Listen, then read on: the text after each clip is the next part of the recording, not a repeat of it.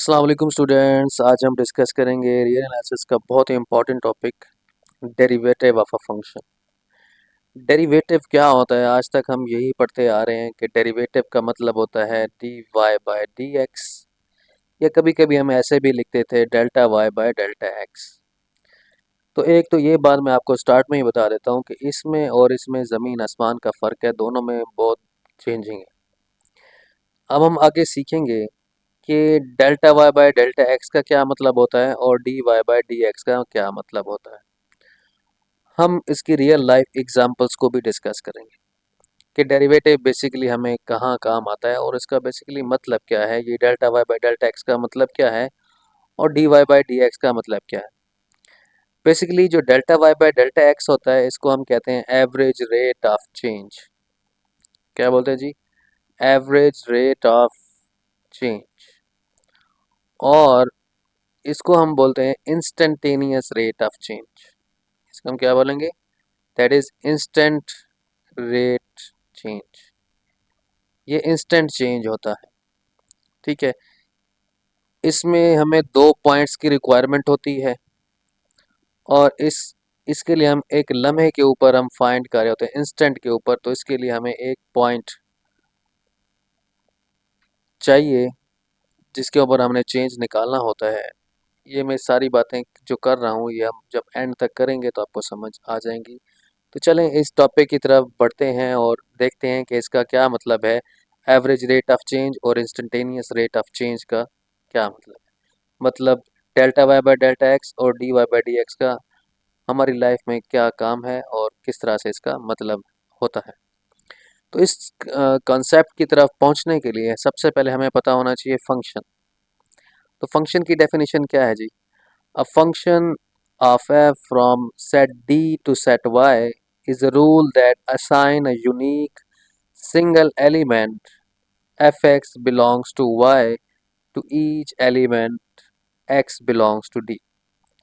ये डेफिनेशन मैं आपको यहाँ पर नीचे जो एग्जांपल लिखी होगी वहाँ पर मैं आपको एक्सप्लेन करता हूँ। उससे पहले मैं आपको ये बताता जाऊँ कि आपके पास जो फंक्शन होता है, फंक्शन को हम कितने मेथड से डिस्क्राइब कर सकते हैं। ये डेफिनेशन एक्सप्लेन करने से पहले मैं आपको ये बता देता हूँ कि फंक्शन को रिप्रेजेंट कितने मेथड से किया जाता है। फंक्शन को रिप्रेजेंट करने के हमारे पास मेथड्स हैं वर्बली, बाय डिस्क्रिप्शन में। वर्बली का मतलब होता है डिस्क्रिप्शन मेथड। डिस्क्रिप्शन मेथड का क्या मतलब होता है कि जैसे मैं कहूँ फंक्शन ऑफ इवन नंबर, तो एक स्टेटमेंट है, इससे ये पता चल रहा है कि हम इवन नंबर के फंक्शन की बात करें। तो बेसिकली इवन फंक्शन क्या होता है कि F X equals to 2x। अब ये इवन फंक्शन क्यों है? क्योंकि इसके ये y की इक्वल होता है ना। तो इसका मतलब ये होता है कि अगर मैं 1 पुट करूंगा, ज़ाहिर बात है, तो मुझे y की वैल्यू 2 मिलेगी यहाँ पर, ऐसा ही है। और 2 पुट करूंगा तो मुझे क्या मिलेगा? y 2 2 ज़ा 4 मिलेगा। इसका मतलब है मैं इसके अंदर जो मर्जी वैल्यू पुट कर रहा हूँ तो वो हमारे पास इवन नंबर्स आ रहे हैं। तो ये इवन फंक्शन हुआ। तो इवन फंक्शन को मैंने एक वर्बली नाम दे दिया कि set function of even numbers. तो इवन इवन नंबर्स का ये फंक्शन मैंने एक स्टेटमेंट में कहा है, ठीक है। तो सेट ऑफ इवन नंबर्स। अब देखें जी आगे, न्यूमेरिकली हम किस तरह से रिप्रेजेंट करेंगे? बाय टेबल ऑफ वैल्यूज, ठीक है जी। विजुअली बाय ग्राफ और अल्जेब्रिकली बाय एक्सप्लिसिट फार्मूला, ठीक है। अब ये चारों की सारी चीज़ें मैं यहाँ पर आपको डिस्क्राइब कर देता हूँ। अब आप ये सारी बातें ये चारों की चारों हैं यहाँ पर आप देखेंगे।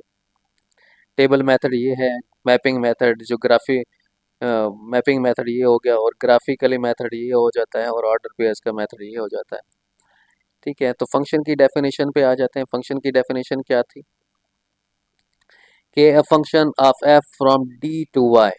ये आपके पास डोमेन है, इसको हमने डी कहा है जी, दैट इज डी। ये जो सर्कल है इसको हमने डी कहा और इस सर्कल को हमने क्या कहा? वाई। अच्छा, as a rule that assign a unique single element F X belongs to Y, कि हम कोई एक सिंगल एलिमेंट पुट करेंगे और हमें एक यूनिक आंसर मिलेगा। अब यूनिक आंसर का क्या मतलब है? ये जो फंक्शन हमें बता रहा है ये इस तरह का फंक्शन है, F X equals to X plus two, कि अगर मैं इसमें एक्स की वैल्यू 1 लिखूंगा तो मेरे पास क्या आंसर आएगा जी? 3 आएगा। और अगर इसमें मैं ज़ीरो वैल्यू पुट करूँगा तो मेरे पास क्या आंसर आएगा, 2 आएगा। इसी तरह से 3 पुट करूँगा तो 5 आएगा, ठीक है, क्योंकि तो उसमें अंदर 2 ऐड हो रहा है। तो ये मैपिंग मेथड कैसे है जी, ज़ीरो पुट किया तो मेरे पास अब आंसर क्या आया था, 2 आया था। यहाँ पर 2 आया ना, ज़ीरो पुट करने से आंसर मेरा 2 आया। तो यहाँ पर हमने मैपिंग मेथड से कैसे रिप्रेजेंट करेंगे कि जो एलिमेंट पुट कर रहे हैं वो लेफ्ट पे लिखेंगे और जो आंसर आ रहा है वो राइट पे लिखेंगे। ज़ीरो पुट करने से 2 आया तो मैंने ज़ीरो को 2 के साथ ऐसे मैप कर दिया। 1 पुट करने से 3 आ रहा है तो मैंने मैप कर दिया। 2 पुट करने से 4 आया तो मैप कर दिया। 3 पुट करने से 5 आया तो मैंने मैप कर दिया। इसी तरह से टेबल मेथड में भी 0 पुट करने से 2 आया है, 1 पुट करने से 3 आया है, 2 पुट करने से 4 आया, 3 पुट करने से 5 आया। और ग्राफिकल मेथड आप बचपन से पढ़ते जा रहे हैं कि 0 पुट करें तो आपके पास एक्स की वाई की वैल्यू क्या मिली है, 2 मिली है। फिर आपने 1 पुट किया है तो वाई की वैल्यू क्या मिली है, 3 मिली है, ठीक है। ये बेसिकली 0 1 2 3 4 ऐसे लिखा हुआ है। ये 0 है, 1 है, 2 है, 3 है, 4 है। 1 पुट करने से 3 मिला, 2 पुट करने से क्या मिला, 4, 2 पुट करने से 4 मिला, ऐसे 2 के ऊपर और ऐसे 4 के सामने। 2 पुट करने से 4 मिला है और 4 पुट करने से क्या मिला जी, 3 पुट करने से 5 मिला, ऐसे ही है ना। ये 3 है और यहाँ इस तरह से 5 है, 3 और 5। अब आपको ये पता है, बचपन में आप पढ़ चुके हैं कि पॉइंट्स को ज्वाइन करने से आपके पास एक ग्राफ बनता है। जब हम इन पॉइंट्स को ज्वाइन करते हैं तो क्या बनता है, ग्राफ बनता है, ठीक है। अच्छा, ये बात तो हमने कर ली कि एक्सपोर्ट का जब हमने किया है तो हमें एक नंबर मिलेगा। जैसे ये वाला हमारे पास नंबर था एफ एक्स, ठीक है। F1 एक नंबर है और वो बिलोंग करेगा वाई से और वो यूनिक होगा। यहाँ पर ये बात कि F X belongs to Y to each element X belongs to D, कि एक्स एलिमेंट कोई भी मैं डी का ले रहा हूँ इस सेट में से, तो मुझे एक वाई में नंबर मिल रहा है और वो नंबर इस वाई में बिलोंग कर रहा है, ठीक है। इस वाई में बिलोंग कर रहा है ना इसमें। और ऐसा नहीं है कि मैंने 1 पुट किया तो मुझे 3 भी मिल गया और 4 भी मिल गया, वो यूनिक एलिमेंट मिल रहा है। कहने का मतलब है कि ऐसा नहीं है कि मैंने 1 पुट किया तो यहाँ मुझे 2, अगर 3 लिखे हुए थे तो 1 पुट करने से मुझे 3 भी मिल गया और 1 पुट करने से मुझे 2 भी मिल गया। तो ऐसा फंक्शन होता ही नहीं है, इसको हम फंक्शन कह ही नहीं सकते। एक बात याद रखनी है, क्यों, क्योंकि फंक्शन आपके पास बहुत है यूनिक एलिमेंट। एक एलिमेंट पुट करने से जहरी बात है एक ही आंसर आएगा ना, दो तो नहीं आ सकते। और इसको हम फंक्शन नहीं कहेंगे क्योंकि इसका मतलब है एक एलिमेंट से दो आंसर मिल रहे हैं आपको, ठीक है। और एक और बात ध्यान में रखें कि बेशक आपने ऐसे लिखा हुआ है 2 3, आपको एक एलिमेंट, ये मैं जनरल एग्जांपल दे रहा हूँ, 1 पुट करने से 2 आया, 2 पुट करने से 3 आया और आपने एक एलिमेंट यहाँ पर छोड़ दिया डोमेन में, तो ये भी फंक्शन नहीं होगा। क्यों, क्योंकि ऐसा हो ही नहीं सकता कि कोई एलिमेंट पुट करें तो उससे आपको आंसर ही ना मिला और इसमें आंसर हो ही ना। मतलब अल्लाह की कोई भी चीज़ बनाई हुई फजूल नहीं है, कोई भी एलिमेंट पुट करेंगे कोई ना कोई ऐसी चीज़ है जिससे कुछ ना कुछ हासिल किया जा सकता है। तो सिंपल सी बात है कि 3 पुट करने से कोई भी आंसर नहीं आ रहा, ठीक है जी। अब आपको ये पता है कि हर फंक्शन की अपनी डोमेन है और रेंज है। ये जो इधर लिखा हुआ है इसको हम डोमेन बोलते हैं और ये क्या होती है, रेंज होती है, ठीक है। कि एलिमेंट पुट करने से रेंज मिलती है। मतलब जैसे मशीन है, जूसर मशीन है, तो उसमें अगर आप बनाना या एप्पल का जूस बना रहे हैं तो एप्पल उस मशीन के लिए क्या है जी, डोमेन है, और जो जूस मिल रहा है वो आपको रेंज में मिल रहा है, ठीक है। तो हर फंक्शन की अपनी डोमेन है और अपनी रेंज है। ये डोमेन के एलिमेंट्स लिखे हुए हैं और ये रेंज के एलिमेंट लिखे हुए हैं, ठीक है। अपनी डोमेन है और अपनी रेंज का क्या मतलब है, जारी बात है कि जूसर मशीन है तो आप उसमें बनाना वगैरह या गाजर या इस तरह की चीज़ डालेंगे तो आपको वो जूस देगा। ऐसा तो नहीं हो सकता कि आप जूसर मशीन में पत्थर डाल दें और वो कहेगा वो बजरी बना के दे, तो उसकी डोमेन में वो चीज़ है ही नहीं, ठीक है, पत्थर वगैरह। तो पत्थर की अपनी एक मशीन होती है। तो इसी वजह से हर फंक्शन की अपनी एक डोमेन है और अपनी एक रेंज है, और हर फंक्शन ये डिफरेंट डिफरेंट फंक्शंस लिखे हुए हैं और उसकी अपनी एक डोमेन लिखी हुई है और उसकी अपनी एक रेंज लिखी हुई है। यहाँ पर मैंने आपको जैसे ऊपर फंक्शन का ग्राफ दिखाया था कि ए x+2 का जो है ये वो ग्राफ है, ये x+2 का एक ग्राफ बना है। ये मैंने x+2 के जब पॉइंट्स लिखे हैं तो इस तरह का एक स्ट्रेट लाइन का ग्राफ बना है, ऐसा ही है। तो यहाँ पर भी मैं आपको यही दिखा रहा हूँ कि आपके पास अगर एक फंक्शन है y is equal to X, उसका एक स्ट्रेट लाइन का ग्राफ बनता है, एक्स स्क्वायर का ग्राफ कर्व्ड होता है ऐसे, और एक्स पावर 3 का इस तरह से ग्राफ होता है, पॉइंट्स मिलते हैं, एक्स की वैल्यू पुट करने से वाई मिलता रहता है, ऑर्डर पेयर मिलते रहते हैं, और आप जब ऑर्डर पेयर को ज्वाइन करते हैं तो आपके पास इस तरह से कर्व्स मिलती रहती हैं आपको। ये डिफरेंट तरह के ग्राफ्स हैं जो बेसिक यूज होते हैं, ठीक है। अब पॉजिटिव स्क्वायर रूट एक्स है, तो पॉजिटिव स्क्वायर रूट एक्स में ऐसे अपवर्ड ग्राफ होता है, ठीक है, इस तरह से। तो ये आपने उनकी डोमेन्स भी लिखी हुई हैं और उनकी रेंज में लिखी हुई है, ये जस्ट आपकी इन्फॉर्मेशन में इजाफा करने के लिए मैंने बताया। अब ये एक सर्कल है हमने बनाया, और हम कह रहे हैं कि ये सर्कल जो है वो फंक्शन नहीं है, it is not a function. क्यों? अब उसके लिए हमने एक वर्टिकल लाइन टेस्ट यूज़ किया है कि एक सर्कल था और उसके ऊपर हमने वर्टिकल लाइन ऐसे ड्रा की है, ये वाले हमने क्या किया, एक वर्टिकल लाइन ड्रा की। इस वर्टिकल लाइन ड्रा जब हमने की है तो फिर क्या हुआ है कि सर्कल के ऊपर एक लाइन, एक पॉइंट यहाँ कट कर गया और एक यहाँ कट कर गया। इससे क्या पता चल रहा है ग्राफिकली कि एक नंबर था एक्स पर जिसको पुट करने से एक आंसर एक इधर मिला और एक आंसर इधर मिला, एक एलिमेंट पुट करने से दो आंसर मिल गए। तो ऐसा तो फंक्शन होता ही नहीं है, हमने पहले कहा है कि एक एलिमेंट से कभी भी नहीं हो सकता कि एक आंसर इधर मिल जाए, एक आंसर इधर मिल जाए, ठीक। तो एक पॉइंट से कभी भी दो आंसर नहीं हो सकते, वर्टिकल लाइन से साफ पता चल रहा है, ठीक है, कि ये जो पॉइंट है ये वाला और ये वाला, कि एक एलिमेंट पुट करने से इधर एक ऊपर पॉइंट मिल गया और एक उसी के नीचे ही मिल गया, ठीक है। तो ये फंक्शन नहीं है, ये एक सर्कल है। हाँ, अगर हम सर्कल का कुछ पार्ट ले लें, जैसे ये आधा सर्कल ले लें, ये आधा सर्कल हमने लिया और आधे सर्कल को हम ऊपर से इस तरह से इसका ग्राफ होता है, आधे सर्कल को हम इस फंक्शन से रिप्रेजेंट करते हैं 1 - x स्क्वायर, ये फंक्शन होगा। क्यों? क्योंकि जब इसके ऊपर मैं वर्टिकल लाइन ड्रा करता हूँ तो वर्टिकल लाइन इस ये जो आपके पास ग्राफ है उसको एक पॉइंट पे टच करती है, एक पॉइंट पे टच कर रही है, देखें, वर्टिकल लाइन इस तरह से। तो वर्टिकल लाइन जब हम ड्रा कर रहे हैं यहाँ पर तो एक पॉइंट पे टच कर रही है, दैट्स वाई ये फंक्शन है। इसी तरह से ये भी एक फंक्शन है, ये आधा सर्कल है, नीचे वाला हिस्सा और ऊपर वाला हिस्सा को अलग अलग लिखें तो वो फंक्शन होंगे। ये पूरा सर्कल को अगर ड्रा करें वो फंक्शन नहीं होगा, क्योंकि हम उसके ऊपर वर्टिकल लाइन ड्रा करते हैं तो वर्टिकल लाइन 2 पॉइंट पे टच कर रही है, और 2 पॉइंट पे टच करने का मतलब होता है कि एक पॉइंट पे दो आंसर मिल रहे हैं। इस वजह से हमारे पास फंक्शन है। ये लॉगरिथम का फंक्शन मैंने बेसिकली आपको दिखाने के लिए कि लॉग का भी एक ग्राफ होता है। अब इसमें हो क्या रहा है कि बेस 10 थी तो कर्व थोड़ी नीचे बनी हुई है, बेस 10 के बाद 5 की है, ये कर्व थोड़ी ऊपर चली गई, फिर बेस और कम की है 3 की है तो ये कर्व मज़ीद ऊपर चली गई है, और बेस 2 की है तो कर्व ये इस तरह। तो जैसे जैसे बेस छोटी होती जा रही है वैसे वैसे ग्राफ का मुंह ऊपर ऐसे टिल्ट होता जा रहा है, ऊपर की तरफ जाता जा रहा है, ठीक है। अच्छा, आपने कभी ये सोचा कि आपके पास ग्राफ ऐसा ही क्यों, एक्स स्क्वायर का जो ग्राफ है, ठीक है, बेसिकली मैं आपको ऊपर दिखा चुका हूँ कि एक्स स्क्वायर का जो ग्राफ होता है बिल्कुल ऐसे होता है, ये वाला, ये हम ग्राफ मैं आपको बता चुका हूँ कि एक्स स्क्वायर का जो ग्राफ होता है वो इस तरह से आपको नज़र आता है, स्मूथ होता है, ऐसा ही है ना एक्स स्क्वायर का ग्राफ। तो यहाँ पर क्वेश्चन की स्टेटमेंट में ये लिखा हुआ है कि एक्स स्क्वायर का ग्राफ ऐसा क्यों नहीं दिखता, कि कॉर्नर्स उसके क्यों नहीं है, कॉर्नर्स क्यों नहीं है ऐसे, ये ग्राफ ऐसे ऐसे ऐसे ऐसे करके क्यों नहीं बनता। उसकी एक रीज़न है, देखिए, अगर जब आप पॉइंट्स पुट करेंगे तो आपको पॉइंट पुट करने के बाद यहाँ भी वैल्यू मिलेगी, यहाँ भी वैल्यू मिलेगी, यहाँ वैल्यू मिलेगी, ऐसे वैल्यूज़ मिलेंगी, इस तरह इस तरह इस तरह इस तरह इस तरह, तो आप तो फिर बीच में कुछ ना कुछ वैल्यूज़ मिस कर रहे हैं, ये तो ग्राफ कंटिन्यूस ग्राफ है ही नहीं, ठीक है।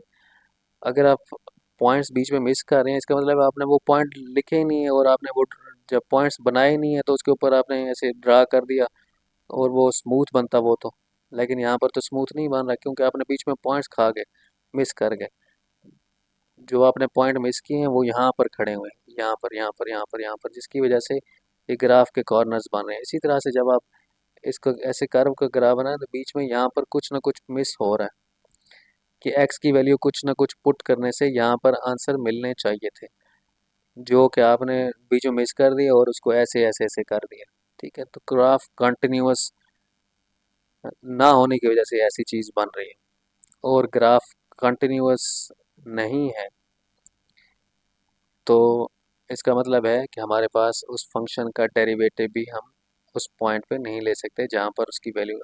यहाँ के थ्योरम्स है, मस्जिद में डिटेल यहाँ पर इंट्रोडक्शन में नहीं बता रहा कि अगर एक फंक्शन कंटिन्यूअस होता है तो तब उसका डेरिवेटिव भी होता है। अगर फंक्शन एक कंटिन्यूअस नहीं है, ठीक है, तो किसी न किसी एक पॉइंट पे कंटिन्यूअस जब नहीं होगा तो उस पर डेरिवेटिव भी एग्जिस्ट नहीं करेगा। ये सारी हम बातें बड़ी डिटेल में आगे इस चैप्टर के रियल एनालिसिस में डिस्कस करेंगे, ठीक है। अब मैं आपको ले जाता हूँ डेरिवेटिव के कॉन्सेप्ट की तरफ। फंक्शन हमें पता चल गया, फंक्शन क्या होता है, यहाँ तक हमने सीखा कि फंक्शन क्या होता है, फंक्शन को कितने मेथड से रिप्रेजेंट कर सकते हैं, और फंक्शंस के ग्राफ भी होते हैं, फंक्शंस के अलग अलग ग्राफ होते हैं।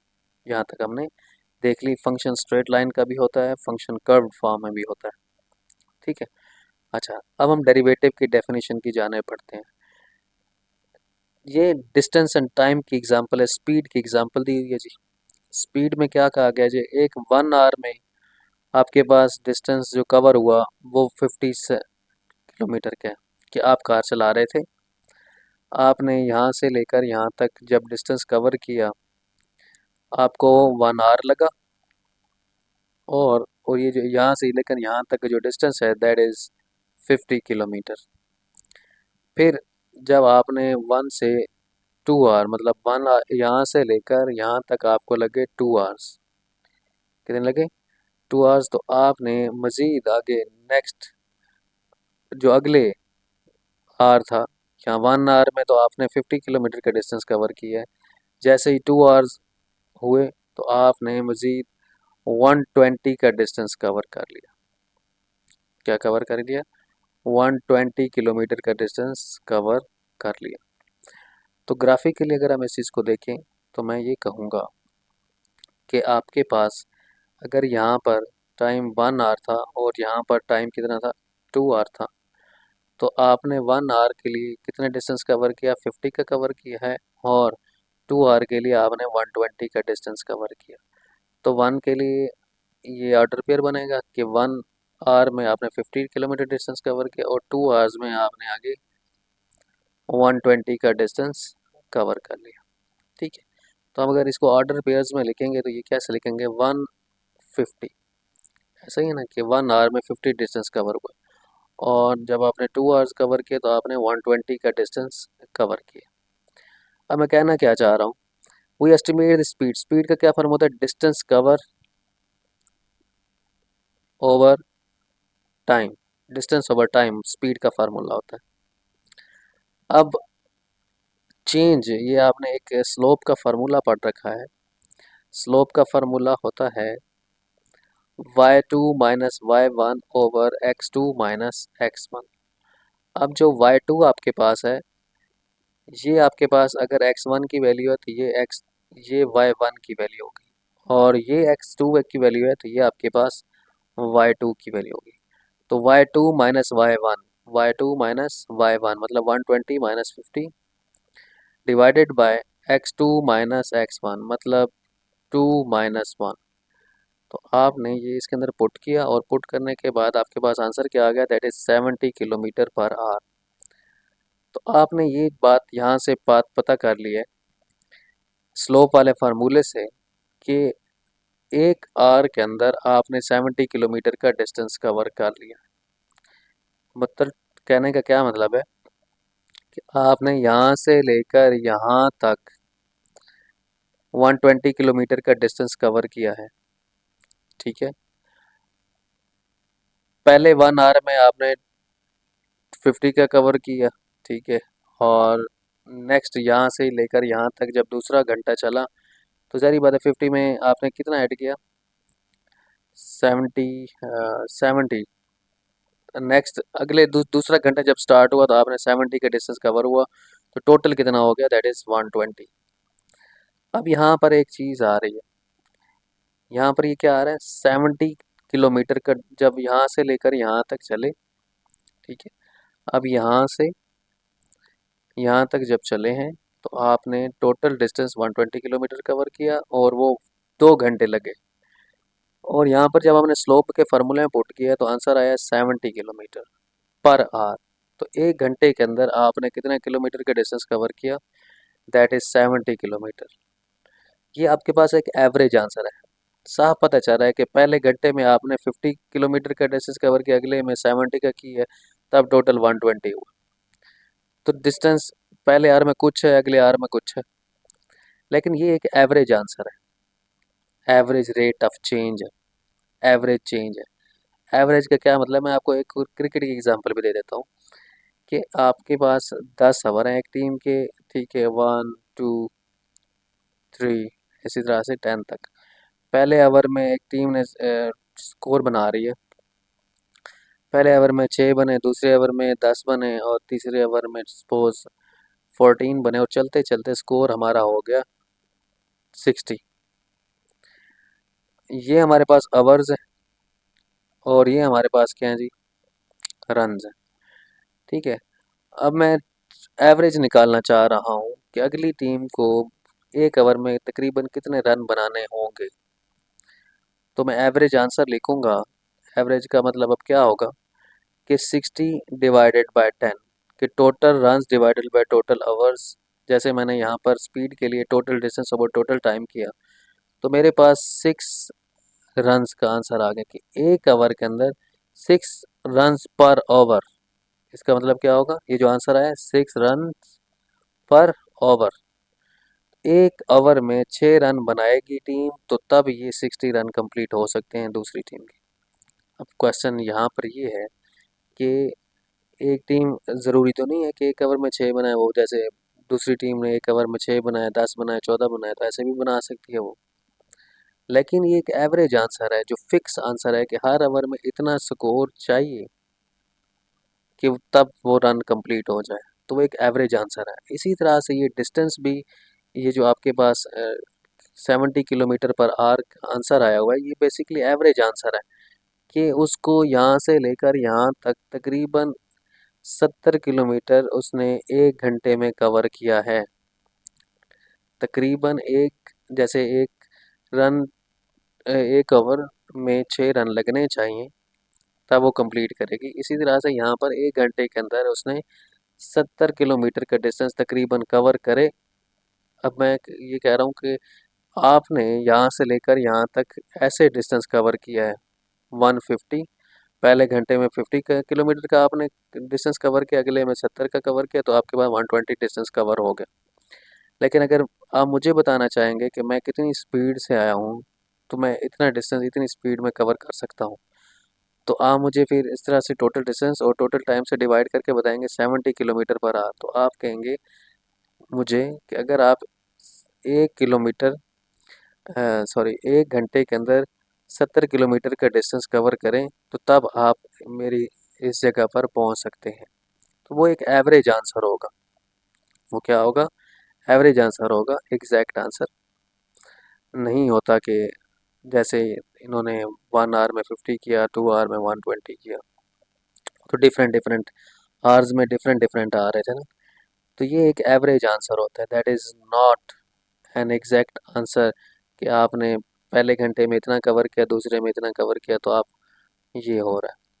तो ये बेसिकली एक एवरेज आंसर है, जो फिक्स आंसर है कि एक एस्टिमेटेड वैल्यू होती है, ठीक है, कि आप इतने डिस्टेंस कवर करेंगे इतने घंटे में, तो आप उस जगह पर पहुंच जाएंगे। लेकिन आपकी स्पीड आगे पीछे, डिस्टेंस, स्पीड, टाइम ऊपर नीचे हो सकता है, लेकिन ये बेसिकली एक एवरेज आंसर है। ठीक है, अच्छा जी। फिर हम ज़रा इसी चीज़ को derivative, average rate of change में, मैं आप प्रैक्टिकली डेरिवेटिव जो है उसमें हम जाते हैं एवरेज रेट ऑफ चेंज के कॉन्सेप्ट की तरफ। Delta Y by delta X आपने पढ़ रखा है, जिसको हम एवरेज रेट ऑफ चेंज कहते हैं, meaning change in Y with respect to X over a finite interval x.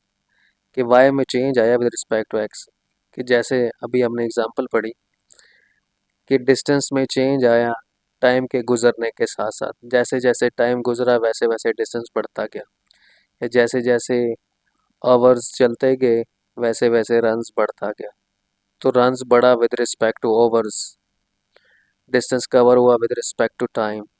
ये बेसिकली एवरेज एवरेज आंसर निकालने का तरीका है। जिसको हम डेरिवेटिव बोलते हैं। ये काम कर चुके हैं हम बचपन में, लेकिन हमें उसका एक नया नेम है, that is a derivative, average change. Derivative basically slope होता है। तो यहाँ से आपने एक बात देख रहे हैं, ठीक है, यहाँ से आप एक चीज़ ऑब्जर्व कर रहे हैं कि स्लोप का फार्मूला था y2 minus y1 over x2 minus x1।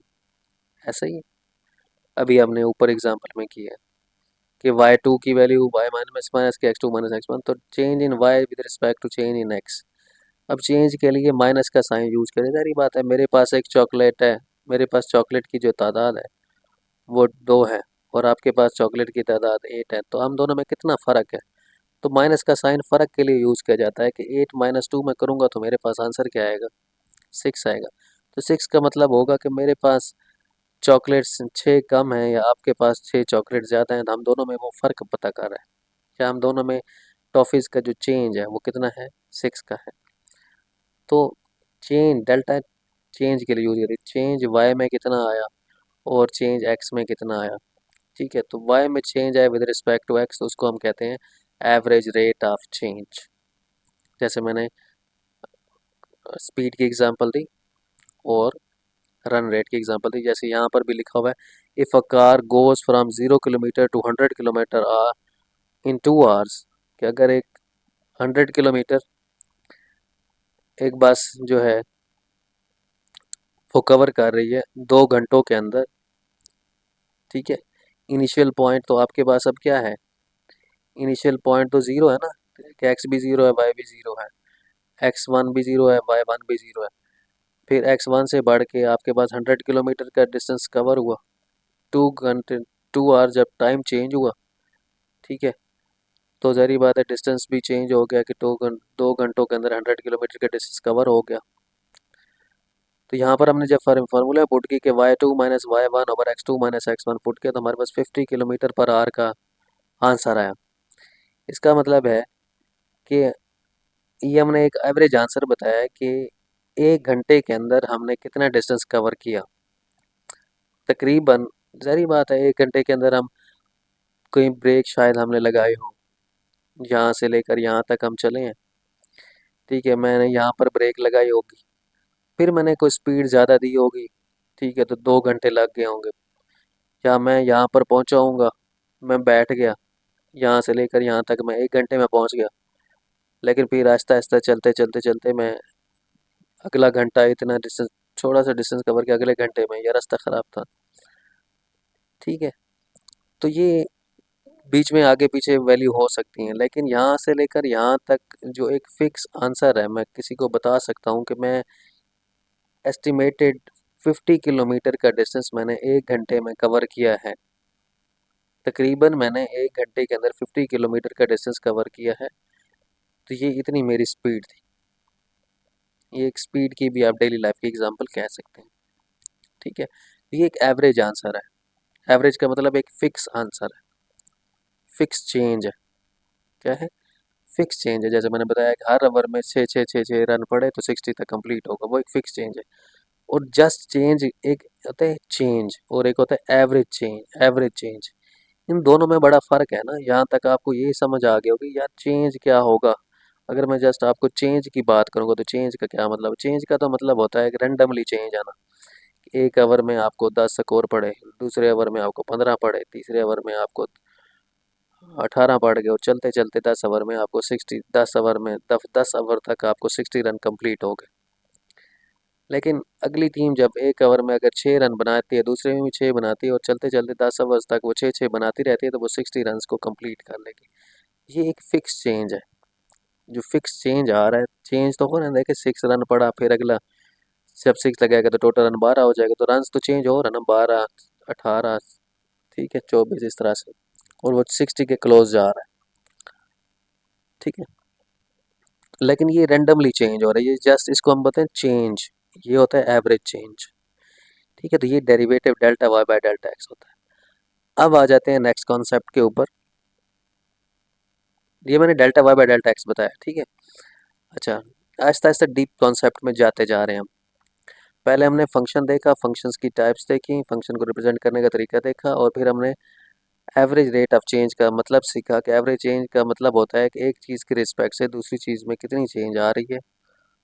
ठीक है, तो वो हमने उस चीज़ को समझा। अब हम एक और चेंज की तरफ जाते हैं, इंस्टेंटेनियस रेट ऑफ चेंज, जिसको हम बेसिकली क्या बोलते हैं, D Y by D X. ये आपने छोटी क्लासेस में एफएससी में पढ़ रखा होगा कि D Y by D X क्या होता है। D Y by D X को हम बोलते हैं इंस्टेंटेनियस रेट ऑफ चेंज। अब ज़ाहिर बात है, मैंने स्टार्ट में आपको जैसे बताया कि delta Y by delta X और D Y by D X में बड़ा फ़र्क है। तो इंस्टेंटेनियस रेट ऑफ चेंज का मतलब क्या होता है, पहले थोड़ा सा ये देख लेते हैं। इंस्टेंटेनियस रेट ऑफ चेंज का मतलब होता है कि यहाँ से लेकर यहाँ तक, जैसे आप मैंने एग्जांपल में बताया, यहाँ से लेकर यहाँ तक आप 120 किलोमीटर चलें। ठीक है, 120 किलोमीटर का डिस्टेंस आपने 2 आवर्स में कवर किया था, ऐसा ही है ना। 2 आवर्स आपको लगे तो आपके पास 60 किलोमीटर पर आवर, 120 किलोमीटर का डिस्टेंस 2 आवर्स में कवर किया तो 60 किलोमीटर पर आवर, तो कम से कम 1 घंटा आपको लगा है 60 किलोमीटर कवर करने में। ठीक है, तो अगर आपसे कोई पूछ ले कि यहाँ से लेकर यहाँ तक आप जब चले हैं तो आपकी इस पॉइंट के ऊपर स्पीड क्या थी, इस पॉइंट के ऊपर स्पीड क्या थी। ठीक है, तो यहाँ पर एक पॉइंट पे जो स्पीड, उस मोमेंट के ऊपर, उस लम्हे के ऊपर आपको अगर पूछा जाए कि इस पॉइंट पर आपकी स्पीड क्या थी, तो फिर आप क्या करेंगे, उसको हम क्या बोलेंगे, इंस्टेंटेनियस रेट ऑफ चेंज। ज़ाहिर बात है, आप जादू टूना तो है नहीं आपके पास जो आप यहाँ से लेकर यहाँ तक चले और आप कोई आपसे पूछे कि आपकी स्पीड इस जगह क्या थी। आप स्लो भी हो सकते हैं, आप तेज़ भी हो सकते हैं, वो आपको कैसे पता चलेगा, उसके लिए आपको डाटा पता होना चाहिए। मतलब आपने यहाँ पर चलते आ रहे हैं तो आपको पता होना चाहिए कि स्पीड मीटर जो आपके पास लगा हुआ है गाड़ी के अंदर, स्पीड मीटर जिसको स्पीड सुई, जैसे सुइयाँ सुई होती है, 60 की स्पीड चल रही है आपकी, 50 की है, 60 70 की 40 की स्पीड चल रही है, तो मीटर में आपको पता होगा कि इस पॉइंट पे जब मैं हूँ तो मेरा उस पॉइंट पर मेरी स्पीड क्या थी। उसको हम बोलेंगे इंस्टेंटेनियस, की उस लम्हे पर जो स्पीड है उसको हम बोलेंगे इंस्टेंटेनियस रेट ऑफ चेंज, जिसको हम D Y by D X से रिप्रेजेंट कर रहे हैं। तो इसको आगे एग्जांपल मज़ीद डिटेल में आहिस्ता आहिस्ता समझते जाते हैं और इंशाल्लाह आपको समझ आती जाएगी। अगर कोई कन्फ्यूजन होगी तो आप लाजमी कमेंट करें। ठीक है, चैनल को लाइक भी करें, सब्सक्राइब करें, शेयर करें दूसरों के तक, ताकि उनकी भी हेल्प हो सके। तो यहाँ पर क्या जी, the rate of change at a single point, जैसे मैंने यहाँ पर इसकी एग्जांपल दी है कि एक सिंगल पॉइंट के ऊपर जब आप चेंज निकालना चाह रहे हैं कि यहाँ से लेकर यहाँ तक आप चले हैं, चलते चलते चलते आपने चेंज तो आ रहा है ना, तो इस पॉइंट पर जब पहुँचे थे तो आपके पास कितनी स्पीड थी। ठीक है, तो उसको हम बोलते हैं इंस्टेंट चेंज। अब ये delta X approaches to zero का क्या मतलब है, ये हम ज्योमेट्रिकली इंटरप्रिटेशन जब हम करेंगे, ज्योमेट्रिकली रिप्रेजेंटेशन ऑफ डेरिवेटिव करेंगे, तो उसमें आपको समझ आएगा कि delta X approaches to zero का क्या मतलब है।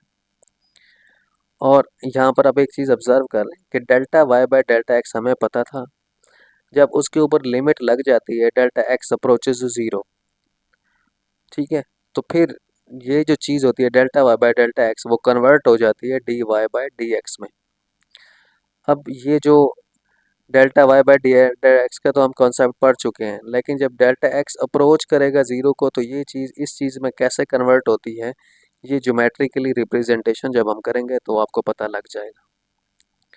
ठीक है, तो अब यहाँ से ये बात एक निकालने में आगे न्यूमेरिकल एग्जांपल करूँगा तो आपको पता लग जाएगा कि delta X approaches to zero का क्या मतलब है। न्यूमेरिकली भी कोशिश करेंगे, वहाँ पर डेल्टा एक्स अप्रोचेस ज़ीरो नहीं होगा, बल्कि वहाँ पर होगा टी अप्रोचेस टू टू होगा। ठीक है, टी अप्रोचेस टू टू का मतलब होगा टाइम 2 आवर्स को अप्रोच कर रहा है। ठीक है, तो फिर क्या मतलब होगा वो हम आगे देखते हैं सारी चीज़ें। ठीक है, फिलहाल आप ये समझें कि जैसे ही delta Y by delta X पर लिमिट लगी है, डेल्टा एक्स अप्रोच किया ज़ीरो को, तो D Y by D X में वो कन्वर्ट हो गया।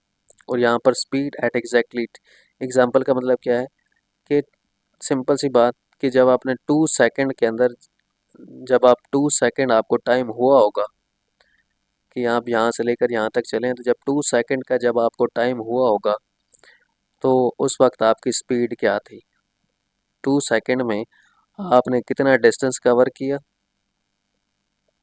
ठीक है, विद रिस्पेक्ट टू टाइम, कि सपोज मैं ये कह रहा हूँ कि इधर से लेके आपने इधर तक डिस्टेंस कवर किया है, 10 किलोमीटर का डिस्टेंस आपने यहाँ घर से इधर तक कवर कर लिया, तो इस लम्हे पर आपकी स्पीड क्या होगी? इस लम्हे पे स्पीड आपकी क्या होगी जब 2 सेकंड गुजर गए?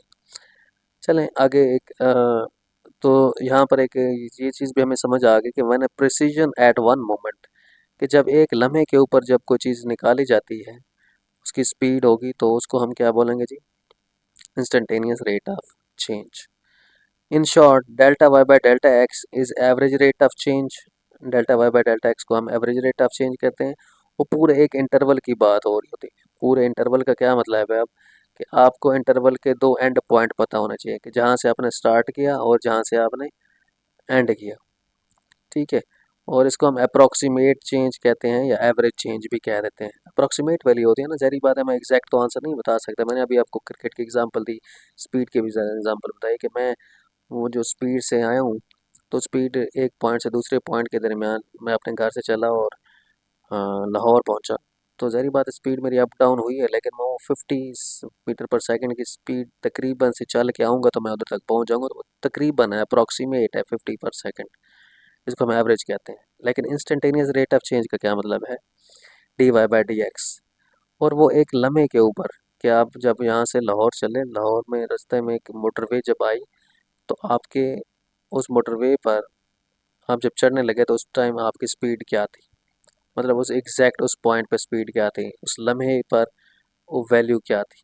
तो वो स्पीड मीटर से ही पता लग सकता है, ऐसा ही है ना। तो उसको हम कहते हैं इंस्टेंटेनियस रेट ऑफ चेंज। तो यहाँ पर मैं एक न्यूमेरिकल एग्जांपल सिंपल सी आपको समझाने की कोशिश करता हूँ। ये D S over D T लिखा हुआ है, ठीक है, D S over D T. अब इसका क्या मतलब है जी, ज़रा देख लेते हैं। अच्छा जी, अब मेरे पास एक फंक्शन था टी स्केयर प्लस 3t।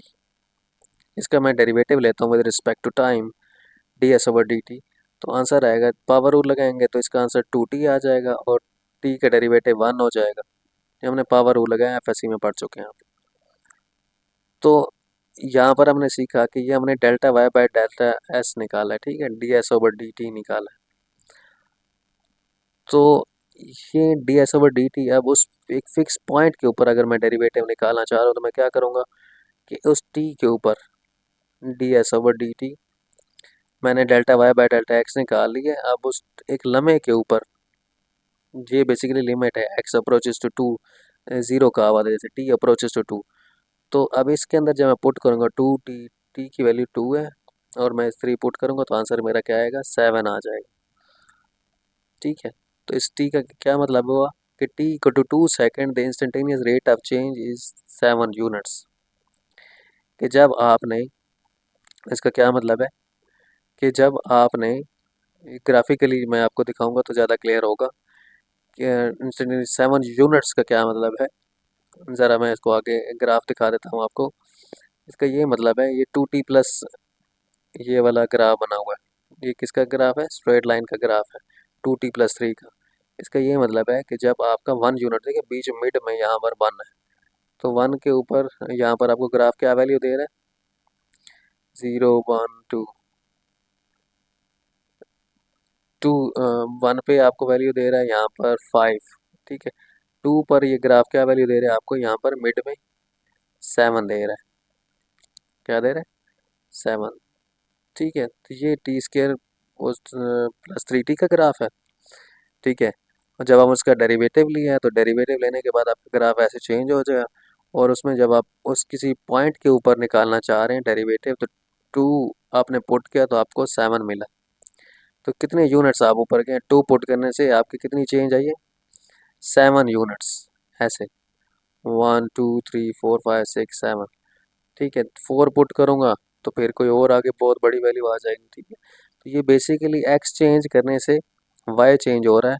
और ये जो मैंने बात लिखी है, इसका ये मतलब है कि 2 पुट करने से, जब मैंने delta Y by delta X निकाला है और delta Y by delta X जिसको हम कह रहे हैं, वो लगाने के बाद जब हमने लिमिट लगाई है टी अप्रोच करेगा, जब मैंने टी की वैल्यू 2 पुट की है तो उस टी इक्वल टू 2 का मतलब है 7। अभी 7 का क्या मतलब आप यूँ समझें कि यहाँ पर मैंने राइट साइड पे समझाया रियल लाइफ एनालॉगी में, आपको एक एग्जांपल में समझाया है। इसका ये मतलब आप यूँ समझें, ये जो लिखा गया है मुझे पता है कि आपको थोड़ा डिफ़िकल्टी हो रही है, लेकिन आप इसको इस चीज़ में ले जाएं तो शायद आपको चीज़ें थोड़ी क्लियर हो जाए। You are driving a car, अगर आप एक कार ड्राइव कर रहे थे at time T equal to 2, जब आपने टाइम टी इक्वल टू 2 किया, you are at 10 kilometre from home, this is F of 2 equal to 10। अब टी इक्वल टू 2 और एफ ऑफ 2 इक्वल टू 10 कैसे आया, कि जब आप एफ ऑफ 2 इक्वल टू 10 का क्या मतलब है, इसका ये मतलब है कि जब आपका टी स्क्वेयर प्लस 3t जो फंक्शन था, इसके ये वाला फंक्शन, इसके अंदर जब आपने 2 वैल्यू पुट किया तो आपको मिलेगा 10। टी के 2 का स्क्वायर प्लस 3 मल्टीप्लाई बाय 2 करेंगे तो 10 आएगा। तो जब पुट कर रहे हैं तो फंक्शन ये वाला आपको यहाँ पर 2 पुट करने से, 2 पुट करने से क्या आंसर दे रहा है, यहाँ ऊपर इस तरह जाएंगे तो 10 आंसर देगा। ठीक है, ये ग्राफ आप ऐसे ज्वाइन करेंगे तो 2 पुट करने से 10 आंसर दे रहा है। तो इस 10 का ये मतलब है कि आप अपने घर से 10 किलोमीटर दूर है, 10 किलोमीटर दूर है। You are 10 kilometre from home at t equal to 2 seconds and you are driving at 7 kilometer hour for this f prime of 2 equal to 7। तो इसका ये मतलब है कि जब मैंने इसकी ओरिजिनल फंक्शन में 2 वैल्यू पुट की है तो इसका मतलब था कि आप 10 किलोमीटर अपने घर से दूर हैं, और जब मैंने इसका डेरिवेटिव लेके इसमें t इक्वल टू 2 की वैल्यू पुट किया और उसका आंसर है 7। और इस 7 का ये मतलब है कि जब आप 10 किलोमीटर दूर हैं घर से, यहाँ से लेकर यहाँ तक चले, यहाँ 10 किलोमीटर कंप्लीट हुए, जब आप इस 10 किलोमीटर का डिस्टेंस कवर कर लिया तो इस पॉइंट पर आपकी जो स्पीड है that is 7 kilometre per hour. ठीक है, तो इस तरह से आप डेली लाइफ में डेरिवेटिव को यूज़ कर सकते हैं। ठीक है, अब ज़ाहिर बात है टी स्क्वेयर प्लस 3t का ग्राफ कुछ और है, और जब इसका डेरिवेटिव लिया है, ठीक है, डेरिवेटिव जब हमने लिया है तो उसका डेरिवेटिव क्या है, 2t+3, ऐसा ही है ना। ये टी स्क्र प्लस 3t का ग्राफ हमने ये लिखा है, और जब उसका डेरिवेटिव लिया है तो ये ग्राफ है, और फिर उसमें वैल्यू पुट करके हम इंस्टेंट वैल्यू हम ला रहे हैं, इंस्टेंट वैल्यू हम फाइंड आउट कर रहे हैं। ठीक है, मैं आगे आपको एक और एग्जांपल भी देता हूँ यहाँ पर, कि जब हम ओरिजिनल फंक्शन में वैल्यू पुट करते हैं, मतलब ये वाला जो फंक्शन था इसमें हम वैल्यू पुट कर रहे हैं, f1 पुट की है और f3 पुट किया, तो टी स्क्र प्लस 3t में वैल्यू पुट करने से f1 की वैल्यू पुट करें तो आपके पास क्या आ रहा है, 4 आता है, और f2 3 वैल्यू पुट करें तो 18 आता है। और एवरेज रेट ऑफ चेंज का फार्मूला लगाएं कि y2 minus y1 over x2 minus x1, के y1 पुट किया मतलब 1 पुट किया तो 18 आया, ठीक है, और 3 पुट किया, 1 पुट किया सॉरी 4 आया, और 3 पुट करने से 18 आया, तो मतलब y2 minus y1 over x2 minus x1, और ये आपके पास आंसर 7 आया। और इसी तरह से इंस्टेंटेनियस रेट ऑफ चेंज में भी जब आपने एफ ऑफ टी लिखा और जब उसका आपने डेरिवेटिव लिया एफ प्राइम ऑफ टी, और आपके पास आना है 2t+3, तो आपने जब 2 पुट किया उसमें तो आपके पास आंसर 7 आया। ठीक है, ये उस लम्हे जो 2 सेकंड गुजरे, ठीक है, उस लम्हे आपकी स्पीड क्या थी, 7 थी। ठीक है, ये इंटरवल, ये जो ये दो इंटरवल की बात हो रही है कि जब आपने 1 पर थे तो आपकी स्पीड क्या थी, जब आप 3 पर थे तो आपकी स्पीड क्या थी, दोनों में एवरेज आंसर निकाल रहे हैं कि एवरेज आंसर कितना है। बेशक स्पीड चेंज होती जा रही थी, लेकिन इधर से लेकर इधर तक एवरेज स्पीड कितनी रही है, वो 7 है। अब देखिए मैं आपको छोटी सी एग्जांपल दूंगा तो आपको पता लग जाएगा। यहाँ पर क्या कर रहे हैं जी, मैं आपको एक और बात आगे आसान से एक और चीज़ लिख देता हूँ। You are measuring the speed of a car, average speed का मतलब क्या है, distance over time, 2 point start end end. तो एवरेज स्पीड के लिए आपको 2 पॉइंट का पता होना ज़रूरी है। ठीक है, कोई भी आप डाटा अगर आप फाइंड कर रहे हैं, instantaneous rate of change find कर रहे हैं या average speed of rate find कर रहे हैं, तो एवरेज स्पीड के लिए आपको 2 पॉइंट का पता होना ज़रूरी है। और इंस्टेंट के लिए, इंस्टेंट डाटा फाइंड करने के लिए आपके पास स्पीड मीटर होना चाहिए, आपको पता होना चाहिए कि मैं इस पॉइंट पे था तो मेरी स्पीड कितनी थी। Speed meter tell you speed at this moment. अगर आपके पास स्पीड मीटर ही नहीं तो आप उस मोमेंट की स्पीड कैसे निकाल सकते हैं, जिन तो है नहीं आप, या आपका कोई आपके पास कि आप घर से चले और इधर तक पहुंच गए और आप आपसे कोई पूछ रहा है कोई कि आप यहाँ पर जब थे तो स्पीड क्या थे, आपको जिन थे, आपको याद है कोई चीज़? ठीक है, आप बेसिकली डेटा कलेक्ट करते गए हैं, स्पीड मीटर आपका ध्यान था कि यहाँ पर आप पूरा का पूरा डाटा मेजर करते गए, तब आपको उस इंस्टेंट की स्पीड पता लग सकेगी। तो इंस्टेंट का मतलब है कि उस पॉइंट पे स्पीड आपकी क्या है। Mathematically speedometer readers come from this limit idea. ठीक है, तो स्पीड मीटर ही बता सकता है कि उस लिमिट, उस लम्हे, का जो स्पीड होगी वो क्या होगी। इंपॉर्टेंट नोट क्या है जी, देख लें। If you choose a different interval they usually want would not be equal. कि जैसे मैंने एवरेज रेट ऑफ चेंज के लिए मैंने पहले इंटरवल लिया था 1 से लेकर 3 तक। जब मैंने 1 और 3 आंसर इंटरवल लिया ऐसे 1 और 3, ठीक है, तो यहाँ से लेकर यहाँ तक मेरा जो एवरेज रेट ऑफ चेंज आया था वो 7 आया था, ऐसा ही है।